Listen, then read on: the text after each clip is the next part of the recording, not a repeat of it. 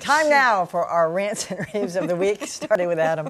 All right, I want to rant for Diane Rehm, the host of the Diane Rehm Show. Now, she's taken her lumps this week. Some viewers will know the story, some won't. But she had Bernie Sanders, the Democratic presidential candidate, on her show and asked him, actually told him, Bernie Sanders, you have dual Israeli citizenship, to which he took vehement issue. Let's listen to what happened from there.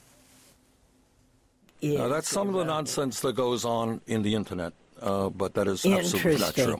Are there members of Congress who do have dual citizenship, or is that part of the fable?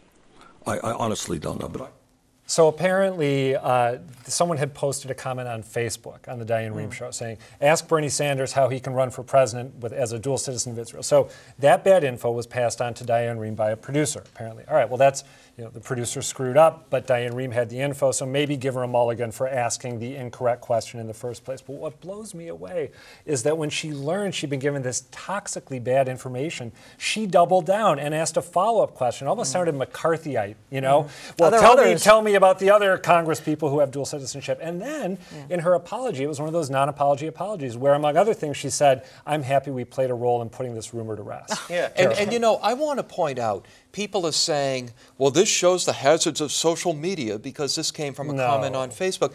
No, it doesn't.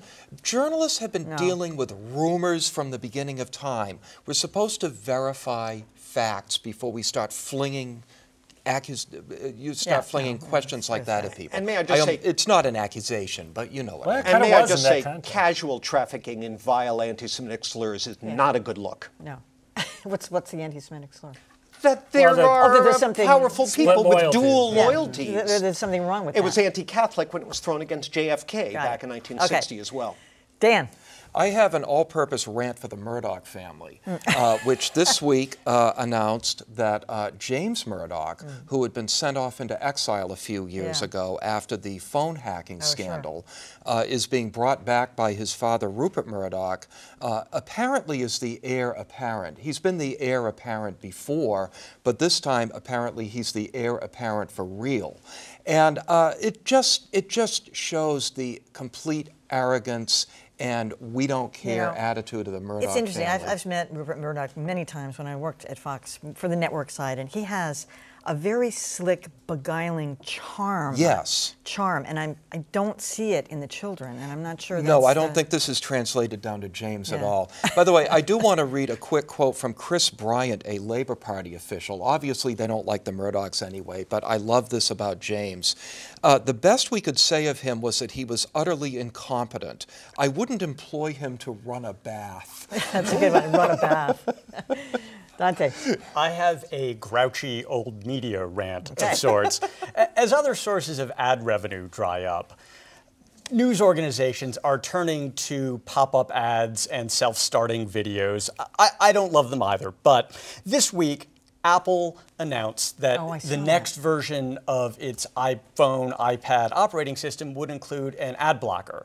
As it happens, Google, whose ad services vacuum up lots of dollars that might in a different era have supported news reporting, has an ad blocker already in its Android operating system for phones.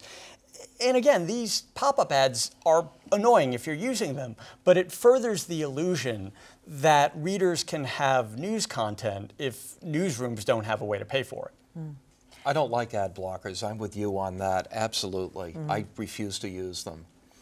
Well, but a lot of people, get around advertising anyway. They tape the show and they zip through it. There's always going to be a way to get around it. Oh, I pay no attention to it, but I don't block it. Wait, what? Just a matter of principle? Because you feel like, the business has to make... Yeah, the business has to make some money. I don't go around cutting the ads out of the paper. I'm not going to block them from a website. John, what do you got? I got a quick rave for Jim Romanesco, the longtime online media critic and blogger, whose site has been a daily, check it first thing in the morning for many in the business.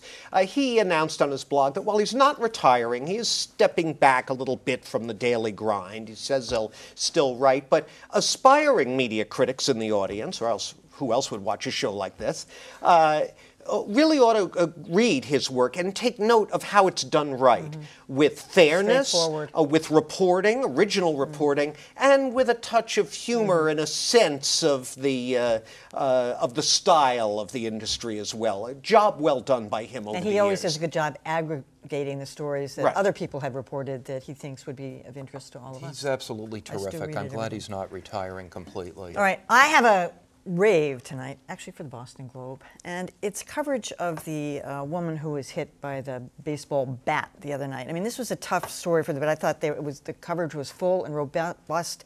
I mean, you know, obviously had to acknowledge the paper is owned by John Henry, who also owns the Red Sox, but there was a lot of layers to this, including insurance claims and, you know, who's liable and all of that kind of stuff. And I think there was a lot of genuine interest in the story, and the point is, the Boston Globe did not shy away from it. I read every word of it. I'm still interested in it because it might have been just a touch fuller and more robust if they noted the fact that it was the current ownership team that added a couple of extra rows, including the one the victim was sitting in.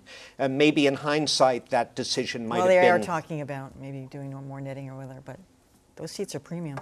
Yes, they are. Good money there. All right, that's it for our show. Tell us what you think. Email us, tweet us, or leave a comment. We're always on at beatthepress.org.